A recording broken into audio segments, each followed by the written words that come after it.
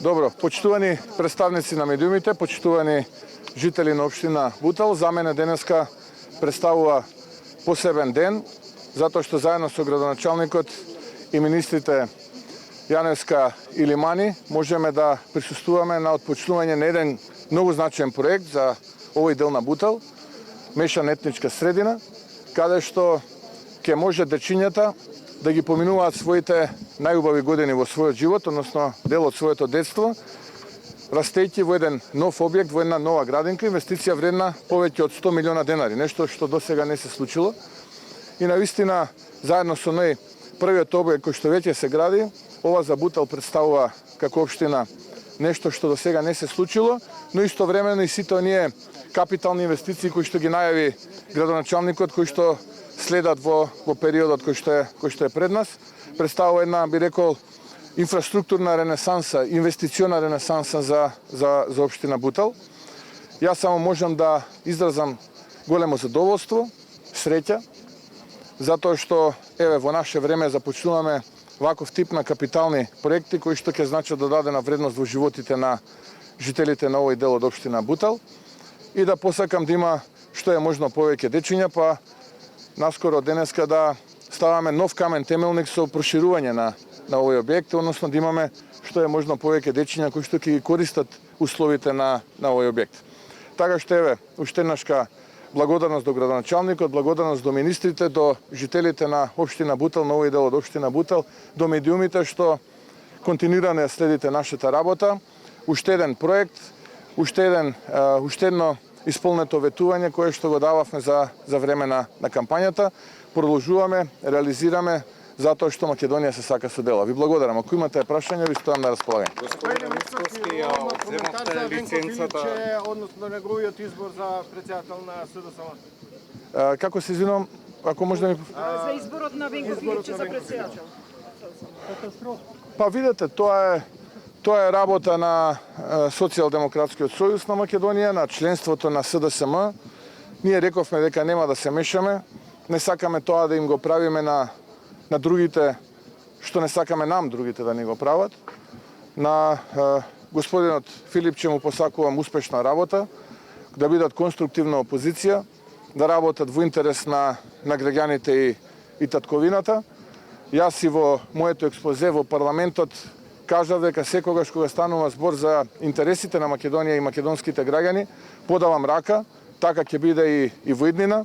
Членството на СДСМ одлучило така, нас не ни преостанува ништо друго освен таа одлука да ја почитуваме, бидејќи немаме право и не сакаме да се мешаме во внатрешните работи на другите политички партии. Му се јавите ли да му честитате со Али Ахмети рече дека поради тоа што не сте почитувале волјата на албанците, ќе значи дека ќе има етничка несигурност и најавија дека тие ќе го изразат своето незадоволство.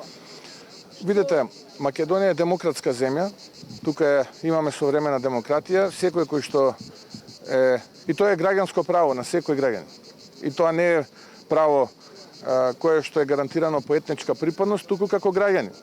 Согласно Устав, секој има право да ги користи демократските алатки, да го изрази своето незадоволство, се разбира. Но доколку тоа незадоволство биде на штета на унитарниот карактер, биде на штета на законите и уставот, тогаш ние како влада ќе мораме тоа да го заштитиме, се разбира. Јас сум вчудоневиден како ДУИ, односно Демократската унија за интеграција, раководството на Демократската унија за интеграција не извлече поука дека е потребно да го искористат овој период во опозиција да се реформираат, кадровски да се освежат, програмски да се освежат и на некои од наредните избори да излезат и да понудат нови кадровски решенија, нови програмски решенија.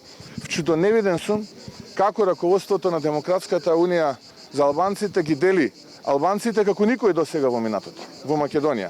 На албанци кои што се подобни и албанци кои што се неподобни. Тоа го прави раководството на Демократската унија за интеграција, која што се повикува на легитимитет од страна на албанците. Јас жалам што продолжуваат да тонат во своето политичко мочуриште и мојата порака до нив е исто како и кон СДСМ. Ви подаваме рака секогаш кога станува збор за државниот интерес, интересот на граѓаните и државата, да застанат рамо до рамо со со владените политики или да изградиме политика, да изградиме консензус. Ние не сакаме да биде ова еднонасочна улица, сакаме да биде двонасочна улица, затоа што на граѓаните им е прекуглава од политички игри и сплетки и поделби. Граѓаните сакаат единство, сакаат вакви проекти, сакаат да реализираме нешто кое што ќе значи додадена вредност во нивните животи. Тоа како влада се врзавме дека ќе го правиме и како што гледате, еве веќе 8 ден поред тоа и го правиме. Кој е планот? Кога сме веќе кај ДУИ ги одземат ингеренциите на факултетот на Мерков, воедно ги укинуваат и економските директори на клинички центар, се стегали обрачето помеѓу?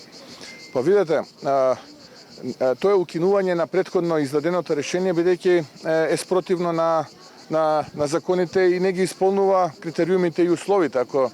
Ако длабоко навлезете во таа постапка, ќе видите дека практично комисијата која што претходно издала согласност, истата таа комисија ја поништува претходно издадената согласност, така што на Министерството не му преостануваше ништо друго, освен да постапи по тие насоки. Затоа претходната согласност за организирање на таков тип студии на универзитетот, предпоставувам зборувате во Струга, е практично поништена таа согласност и сега тие таму немаат веќе право да организираат таков тип на високообразовна настава. Кој е планот на новата влада за разузнавачките служби? Дали останува планот што е предлог на ЕУ за спојување на ОТА, АНБ и Агенција за разузнавање? Да, точно. Планот и тоа е дел од програмата нова влада е Агенцијата за разузнавање, Агенцијата за национална безбедност да се спојат, да се фузионираат во една агенција и тоа можам да кажам дека ќе биде процес кој што ќе трае неколку месеци. Очекувам да заврши успешно во парламентот.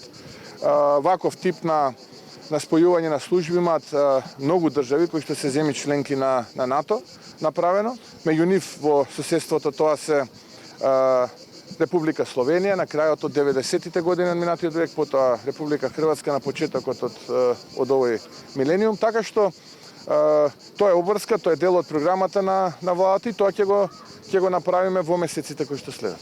И во врска со игрите на среќа, ако може ваш став, што ќе се случи со него? Па подготвуваме и тука законско решение кое што ќе подразбира прво ревидирање на сето она кое што го има дадено претходната влада, односно сите оние согласности кои што се дадени, бидејќи ние сме длабоко убедени дека тука законите се прекршени и некој треба да има одговорност за тоа што ги прекршил законите, затоа што мора неказнивоста да ја оставиме во минатото. Секој оној кој што ги прекршил законите и уставот мора да одговара и тука не треба да имаме никакви дилеми. Тоа ќе важи вклучително и за оваа влада, без разлика од која политичка партија да доаѓаат, без разлика дали се едни од моите најблиски соработници или не. Законите и уставот мора да се почитуваат. Ако ние бараме од граѓаните тоа да го прават, ние политичарите треба да бидеме пример во почитувањето на истите, тоа е прво. Второ, треба да го ревидираме пристапот, односно начинот на оданочување, начинот на услови, местоположба и така натаму, така што тоа ќе биде едно поопфатно законско решение кое што ќе биде секако поправично, но истовремено ќе алоцираме одговорноста за сето она незаконски кое што до сега е направено. Господин Митовски, како го коментирате ставот на американската амбасадорка поврзан со договорите, односно нејзиниот став дека нема да има репреговарање на договорот од Преспа и договорот за напредок кон Европската унија? Па видете, што се однесува до Преспа, ние уште пред многу години го имаме кажано на нашиот став, а тоа е дека тој договор е реалност и дека е дел од правниот и уставниот поредок на Македонија како држава и тука не треба никој да има никаква дилема. А што се однесува до уставните измени кои што се дел од така наречениот француски предлог, кој што е додаток на договорот за добрососедство, односно репреговарање на договорот за добрососедство, исто така нашиот став го знаете дека диктати и ултиматуми не преговараме, така што ако можел договорот за добрососедство да биде репреговаран и на него да му се додаде така наречениот француски предлог, не гледам причина зошто да не се додаде некој француски предлог плюс или некој друг предлог кој што ќе ги опфати барањата кои што ги има македонскиот народ, македонците во Бугарија и така натаму. Не можеме да водиме политика на двојни стандарди. Ако бараме да имаме промена во уставот во Македонија, со која што неколку стотини наши сограѓани кои што за себе велат дека се дел од бугарската заедница, тогаш треба да видиме што станува со оние граѓани кај нашиот источен сосед кои што велат дека се дел од македонската заедница. Треба да си го поставиме прашањето зошто тие бараат да бидат дел од македонскиот устав? Дали нечии права човекови се загрозени? Ако е така, тоа што треба да видиме во Европа која е таа институција која е одговорна да донесе одлука чии права се нарушени човекови или не се. Тоа е Европскиот суд за човекови права во Страсбург. И ако ја погледате денеска ситуацијата и семафорот да се изразам спортски, ќе видите резултат 14-0.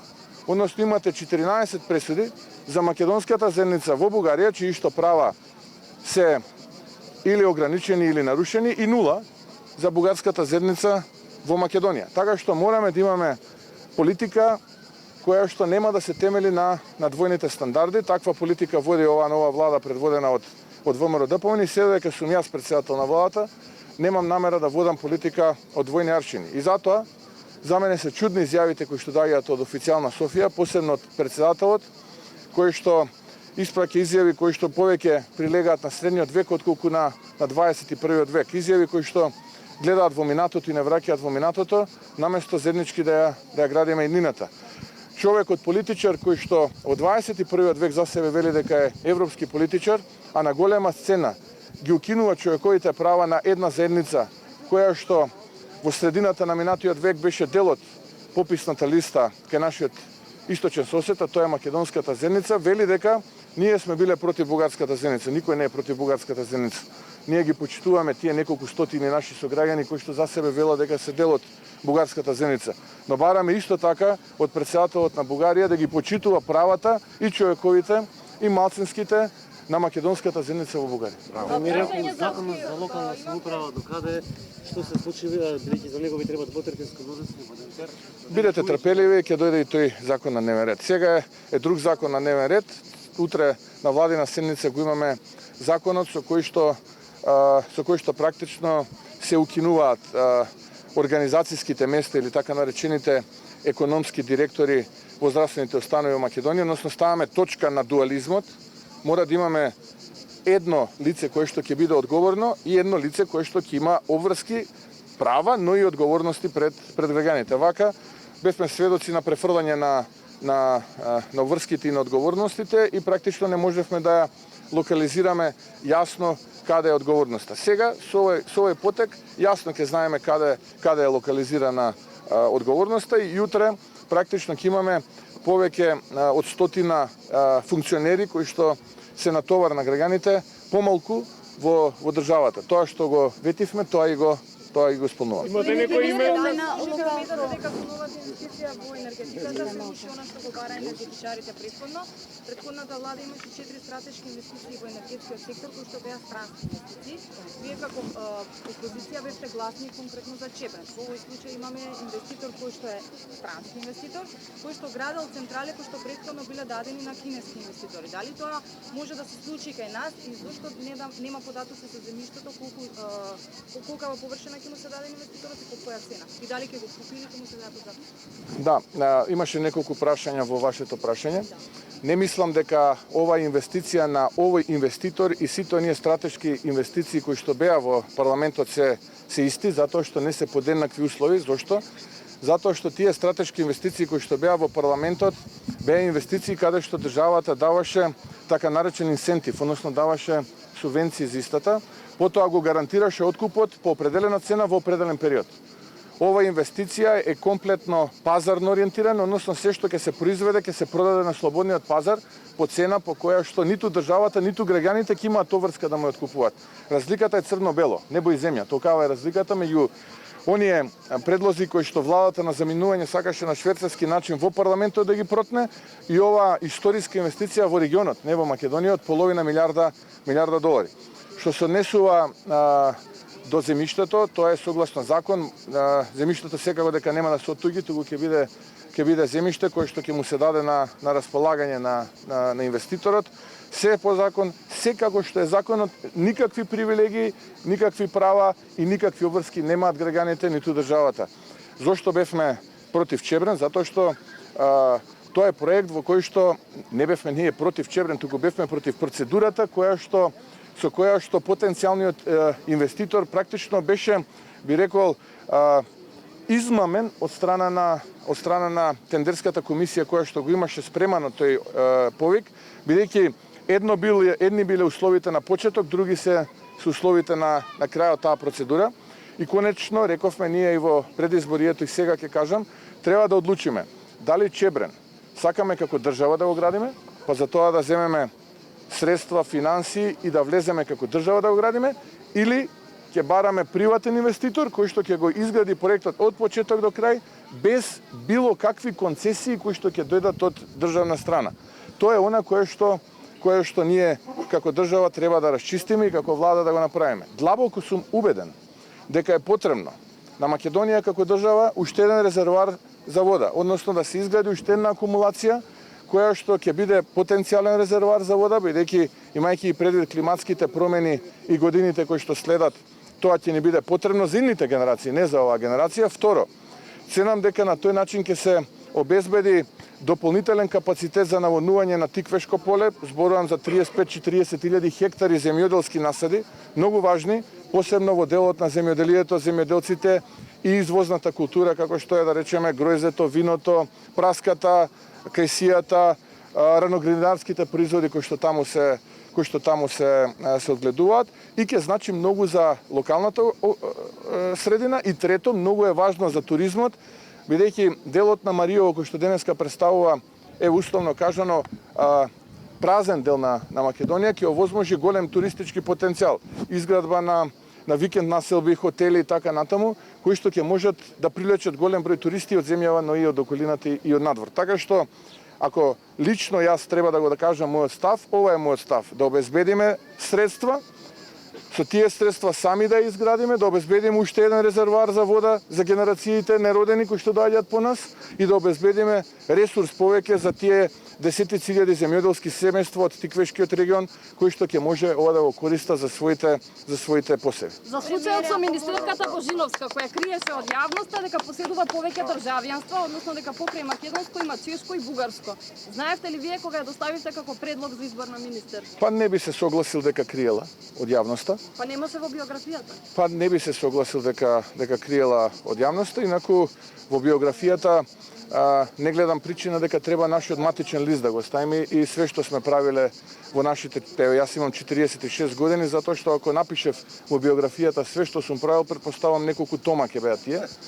Така што сакам да ви кажам дека како влада остануваме отворени кон јавноста, тоа е нашата политичка определба, вие сте наши партнери новинарите и ние сме подготвени да одговориме на вашите прашања. Ве молам, ценете ја нашата работа според делата, да ги оставиме игрите политички на страна. Разбирам дека има центри кои што сакаат да ова биде интерес, а не работата на новата влада, да биде интерес кој имал, кој кому намигнал, кој зашто вака кажал, така кажала, да не биде интерес пола милиарда евра, градинка, училиште, сала, реформи и така натаму. Разбирам дека има и такви центри, но јас би сакал да зборувам повеќе за вакви проекти како што се овие денес. Не, сега јас друго ве прашувам. Да? Зборувам за какви центри. Зборувам дека интерес на новинарите и транспарентно е да кажете дали некој поседува двојно државјанство или тројно, особено кога станува збор за бугарско. Дали поседува или не? Апсолутно. Дека ја манипулира јавноста. Еднаш вели да, во друг случај не. Не се слагам